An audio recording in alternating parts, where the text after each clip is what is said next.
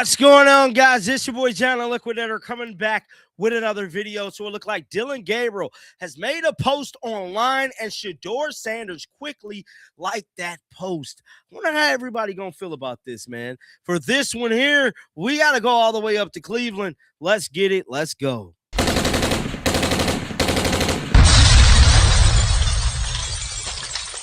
Something quiet happened on Instagram.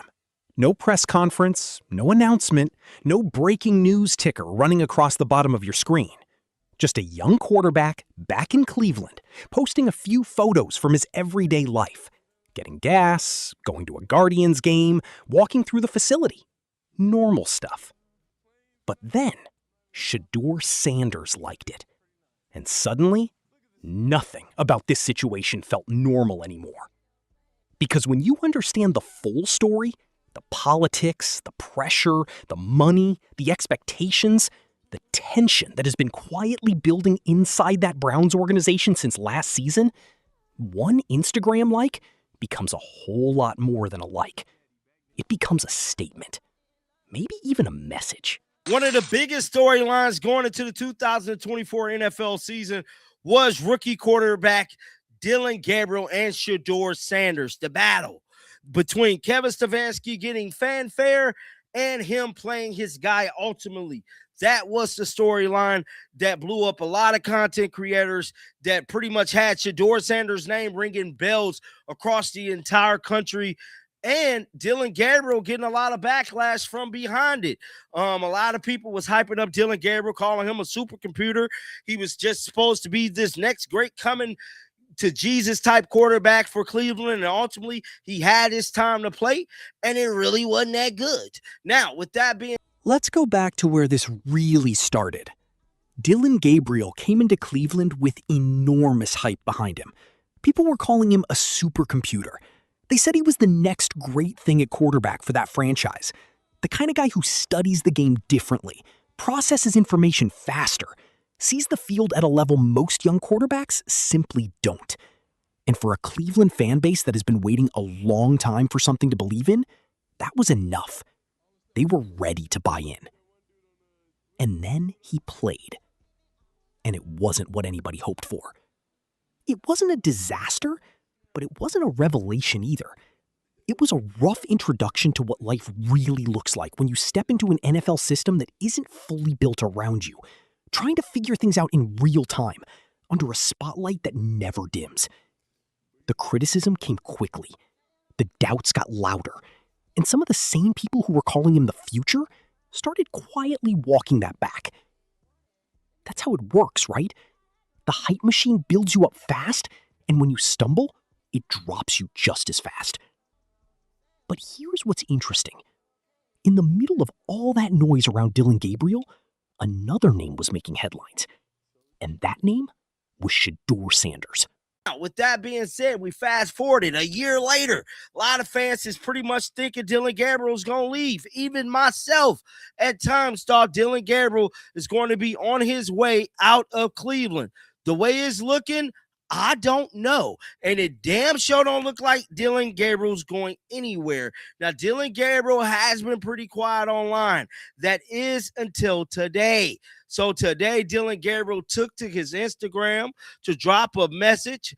And we finna pull it up, man, because Shedeur Sanders quickly liked it, the post. So as much as people want to say that Shedeur and Dillon might have a situation with each other, I'm here to tell you, I don't think they do. I think Shedeur is a fan of Dillon Gabriel. Shedeur is representing his teammate. And yeah, man, it is what it is. He's rocking out. You already know the story if you've been following college football. Shedeur is Deion Sanders' son. He played at Colorado. He was electric. He had the arm talent, the confidence, the pedigree, the swagger that made people stop and pay attention. And when the NFL draft conversation started heating up, Shedeur was right in the middle of it. Mock drafts, analyst debates, social media wars. His name was everywhere. And Cleveland was one of the places where that conversation got complicated.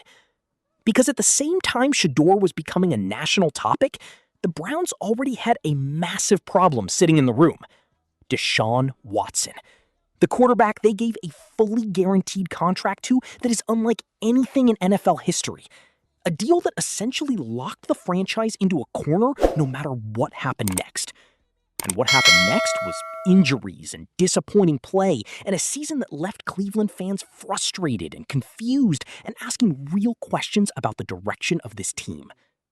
So now you have Deshaun Watson trying to come back and prove he's healthy. You have Dillon Gabriel trying to prove last year was just the beginning and not the ceiling. You have Shedeur Sanders now in the building, bringing with him an audience, a following, and a national spotlight that the Cleveland Browns organization did not fully anticipate the weight of. And every single person in that building knows the politics are real. When the local Cleveland media talks about this quarterback competition, they frame it as whatever gives the team the best chance to win. And on the surface, that sounds reasonable. That sounds professional. That sounds like football people talking football. But if you've been paying attention, if you really listen between the lines, you start to hear something else. Which that's the right thing to do, because at the end of the day, they're still teammates, even him and Deshaun Watson. You know what I'm saying? They're still on the same team. Everybody just want to win. So I'm all for that. Now, this is the post that Dillon Gabriel took to Instagram to make. This is the same very post that Shedeur Sanders liked it. Now, Dillon Gabriel captioned this post with a lot of pictures. We're going to check out his story as well. He stated, back in Cleveland, quick dump from the last couple weeks. City runs, a few stops around town, and getting back into the routine of things. Hashtag Chrysler partner. So Dillon Gabriel posted these photos online of him at minicamp, him with some coaches, him going to a Guardians game. So he definitely outside, man. He ain't hiding. Him at the facility, him getting gas in his van. And he also, hold on, wait, I want to show y'all where Shedeur liked this at, in case y'all think I'm capping. We ain't capping. So Shedeur Sanders was one of the ones, as you guys can see right here. Shedeur Sanders' name is down there as one of the people that liked it, the post. He definitely liked it. I don't know 100% if he commented on it, but they're not ready to let go of Deshaun Watson. Not publicly, not yet. Because admitting Watson is done means admitting the contract was a mistake.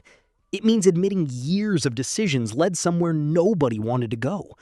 That's a hard thing for any organization to say out loud. So instead, you get carefully worded statements. You get, we'll see how training camp goes. You get, whoever practices better gets the opportunity. You get radio voices saying, honestly, Deshaun looks good physically, and framing everything as a wide-open competition. But is it really wide open? That's the question that's been burning underneath this entire conversation. And it's the question that fans of Shedeur Sanders have been asking out loud since the moment he got drafted. What does a fair shot actually look like for Shedeur in Cleveland? Because here's the thing about Shedeur that gets lost sometimes when the conversation shifts to politics and contracts and team politics. This kid can play football. He's not in Cleveland because someone did him a favor. He's there because he earned the right to compete. He threw for big numbers in college. He showed pocket presence. He showed the ability to process through his reads and deliver accurate throws under pressure. He showed real football intelligence. And when you're that good at your age and you still walk into a situation where the odds feel stacked before the first snap of training camp, that says something about how this league works. It says something about how organizations protect their previous decisions, even when those decisions aren't working anymore. The frustrating part is that Shedeur cannot control any of that. He can only control what he does on the field. And from everything coming out of the facility, he is locked in. He is working.